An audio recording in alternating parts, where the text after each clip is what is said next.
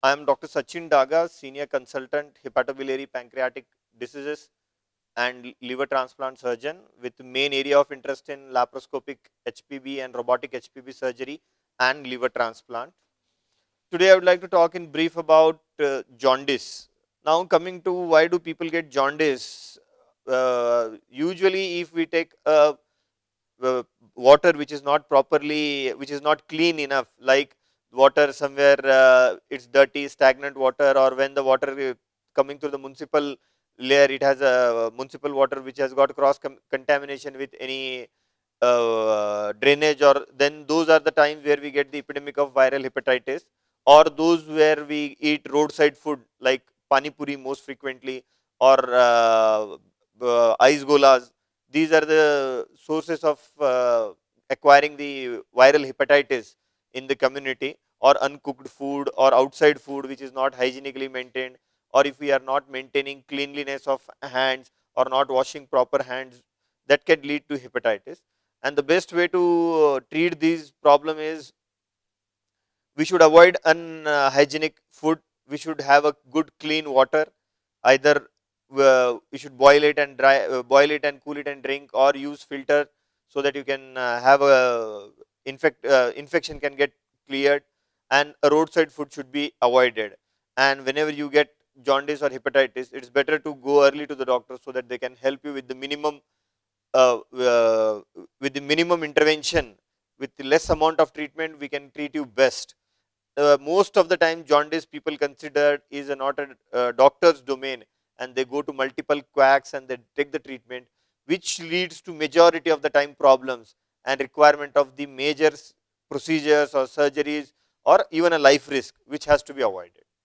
Jaundice in layman terms, either it is yellowish coloration of eye, body, or a very high colored urine. There are many causes of jaundice, out of which the most common cause is viral hepatitis, which is seen due to the infection from the water. And most of the time, almost I can say 90-95% of the time, patient don't attend doctor and they just wait for some time and it gets cured. And other causes of jaundice are like those which are in the liver, like cirrhosis or infection, or whether there is any cancer of the liver, or if there is any cancer in the bile duct, or any cancer in the pancreas.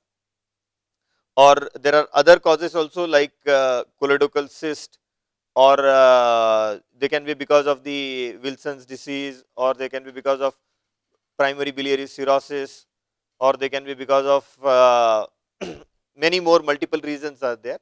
But basically we need to know whether jaundice, is it associated with itching, whether it is associated with pain in abdomen, or whether it is just a jaundice without any symptom, depending on which we can go ahead to a doctor with those complaint, where a doctor will see what are his he would like. Any doctor where you go for a complaint with the jaundice, he would like to ask this history, and after that he will get your blood test done in the form of complete blood picture, liver function test, ultrasound abdomen, which will give us basic idea where the cause of jaundice is.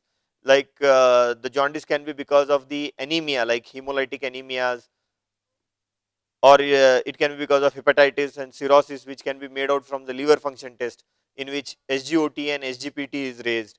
And also we can see if alkaline phosphatase is raised, it can be there in early features of hepatitis, or it can be because of a surgical jaundice, maybe because of gallstones or stones in CBD, or because of cancer in the biliary tract anywhere, or in a pancreatic cancer.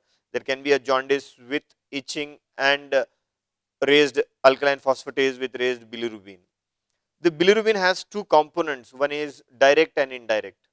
Most of the time when indirect component is raised, it is either because of the either hemolytic anemias or per se any liver disease, which is though less likely.